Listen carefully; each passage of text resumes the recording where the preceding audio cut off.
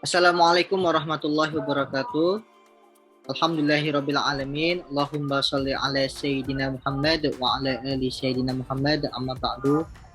Baik, saya mahasiswa semester 2 Manajemen Pendidikan Islam Sekolah Tinggi Agama Islam Garuda Jakarta. Pada kesempatan ini ingin mempresentasikan mata kuliah Ilmu Filsafat Umum yang berjudul Filsafat Islam. Jadi pada kesempatan ini saya akan mempresentasikan filsafat Islam. Baik, apa itu filsafat Islam?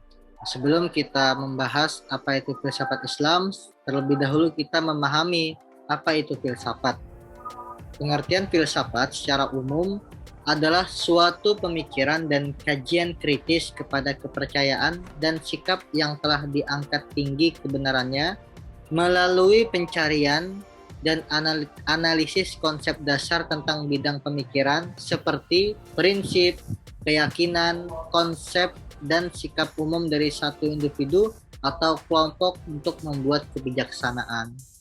Itu definisi filsafat secara umum.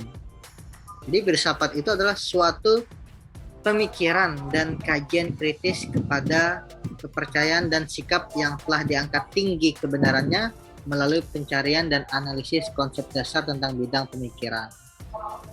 Jadi misalnya filsafat tersebut, contohnya kita melihat bumi, kita akhirnya muncullah sebuah pertanyaan yang besar tentang bumi. Apa itu bumi dan segala macam isi-isinya, sehingga lahirlah ilmu geografi. Kita melihat tentang kehidupan manusia, kehidupan hewan, segala macam. Akhirnya lahirlah ilmu biologi. Itu filsafat. Dan pengertian filsafat Islam ialah hasil pemikiran para filosof tentang ketuhanan, kenabian, dan kemanusiaan, dan alam yang disinari ajaran Islam dalam suatu aturan pemikiran yang logis dan sistematis, dan juga menjelaskan secara luas tentang teori ontologi, menunjukkan tentang ruang, waktu, dan materi serta kehidupan. Itu filsafat Islam. Filsafat Islam tentunya suatu pemikiran dan kajian tentang ruang lingkup Islam, terutama tentang ketuhanan, tentang kenabian, dan kemanusiaan, dan alam yang disinari ajaran Islam dalam suatu aturan pemikiran yang logis dan sistematis.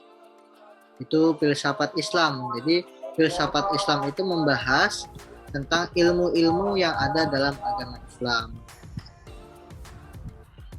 Kemudian filsafat Islam berupaya menyelaraskan antara wahyu dengan akal, antara akidah dengan hikmah, antara agama dan filsafat, dan menjelaskan bahwa wahyu itu tidak bertentangan dengan akal.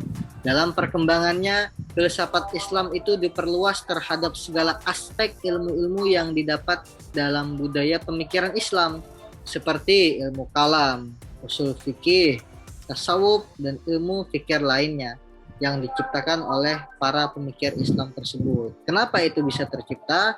Yaitu karena suatu pertanyaan, suatu sesuatu keingintahuan yang besar, sehingga muncullah ilmu-ilmu tersebut. Kenapa ada ilmu kalam, kenapa ada usul fikih, kenapa ada tasawuf dan ilmu fikir lainnya? Karena para pemikir Islam pada waktu itu sudah mulai terbuka pikirannya, sudah sudah mulai menguasai berbagai ilmu, sehingga muncullah beberapa pertanyaan yang besar, sehingga muncullah suatu ilmu-ilmu tentang Islam. Kemudian dalam kegiatan pemikiran filsafat Islam terdapat dua macam pemikiran. Yang pertama, para ahli pikir Islam berusaha menyusun sebuah sistem yang disesuaikan dengan ajaran Islam. Yang kedua, para ulama menggunakan metode rasional di dalam menyelesaikan soal-soal ketauhidan. Jadi para ahli pikir Islam berusaha menyusun sebuah sistem yang disesuaikan dengan ajaran Islam. Di samping berfilsafatnya para ilmuwan Muslim, para ahli pikir Islam, mereka berusaha menyusun sebuah sistem menyesuaikan dengan ajaran Islam. Artinya apa? Sesuai dengan Al-Quran dan Sunnah. Orang itu boleh berfilsafat, boleh memikirkan sesuatu yang ada dalam agama Islam, tetapi tidak bertentangan dengan Al-Quran dan Sunnah. Kedua, para ulama menggunakan metode rasional dalam menyelesaikan soal-soal ketauhidan.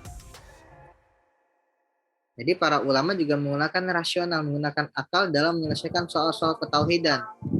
Memang di dalam Al-Quran dan Sunnah itu sudah ada, namun itu tidak dapat menjelaskan secara langsung kepada orang-orang yang belum percaya dengan agama Islam. Akhirnya digunakanlah rasional, digunakan metode rasional, menggunakan akal, argumentasi segala macam untuk meyakinkan bahwa apa yang ada di dalam Al-Quran dan Sunnah mengenai soal-soal ketauhidan itu benar-benar nyata dan masuk akal. Karena orang zaman sekarang pun, dan juga begitu pula zaman dahulu, karena kalau tidak logika itu merasa berat untuk menerima sesuatu. Maka perlulah argumentasi-argumentasi sehingga pikirannya terbuka dan dapat percaya kepada agama Islam, terutama tentang ketauhidan. Kemudian filsafat Islam terbagi menjadi 3. Yang pertama, filsafat Islam membahas masalah yang sudah pernah dibahas oleh filsafat lainnya, seperti ketuhanan, alam dan ruh. Akan tetapi, selain dalam menyelesaikan filsafat Islam berbeda dengan filsafat lainnya. Akan tetapi selain dalam penyelesaian filsafat Islam berbeda dengan filsafat yang lainnya. Filosof-filosof Muslim juga mengembangkan dan menambahkan ke dalamnya hasil dari pemikiran mereka sendiri. Jadi filsafat Islam membahas masalah yang sudah pernah dibahas oleh filsafat Yunani dan lainnya. Akan tetapi para filosof Muslim juga mengembangkan dan menambahkan ke dalam hasil dari pemikiran mereka sendiri juga. Jadi selain membahas tentang yang sudah dibahas oleh filsafat Yunani dan lainnya, para filosof-filosof Muslim juga menambahkan pemikiran-pemikirannya. Kemudian, filsafat Islam membahas masalah yang belum pernah dibahas oleh generasi yang datang sebelumnya, seperti filsafat kenabian.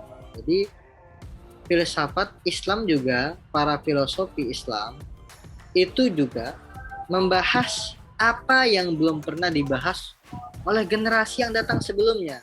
Tadi seperti filsafat Islam, filsafat kenabian. Dalam filsafat Islam terdapat pemaduan antara filsafat dan agama, antara akidah dan hikmah, serta antara wahyu dan akal. Di sini juga ada perpaduan antara filsafat dan agama. Ngapain sih kita berfilsafat sedangkan dalam agama itu sudah ada Al-Quran, sudah ada hadis. Kita memahami Al-Quran dan Sunnah itu tentunya dengan menggunakan pikiran kita, dengan menggunakan akal pikiran kita. Nah, itulah yang namanya berfilsafat. Sehingga apa? Sehingga dari Al-Quran dan Sunnah itu dapat kita pahami dengan baik. Kalau kita tidak berfilsafat dengan baik, maka kita pun dalam beragama akan sulit dalam memahaminya. Sekedar mengikuti saja, itu nanti tidak berkembang. Yang ada nanti kita dalam beragama akan membuat kita menjadi bingung segala macam. Antara akidah dan hikmah serta antara wahyu dan akal. Kemudian selanjutnya sudah selesai pembahasan tentang filsafat Islam. Terima kasih. Mari kita berdiskusi supaya pemahaman dan wawasan kita menjadi luas, dan juga jika ada kesalahan dari pemateri, mohon saran dan masukan supaya apa yang kita pelajari bermanfaat di masa depan. Al-Fakir, para materi yang dangkal dengan ilmu, mohon masukan dan sarannya dalam diskusi kita pada malam hari ini. Oleh sebab itu, jika ada pertanyaan dan ada tambahan, silahkan supaya diskusi kita pada kali ini berjalan dengan lancar dan wawasan kita bertambah, sehingga apa? Sehingga bermanfaat nanti di masa depan. Nah, saya cukup sekian bagi saya untuk saya pada penjelasan pada malam hari ini. Jika ada teman-teman bertanya, silahkan. Dari saya akhirul kalam. Wassalamualaikum warahmatullahi wabarakatuh.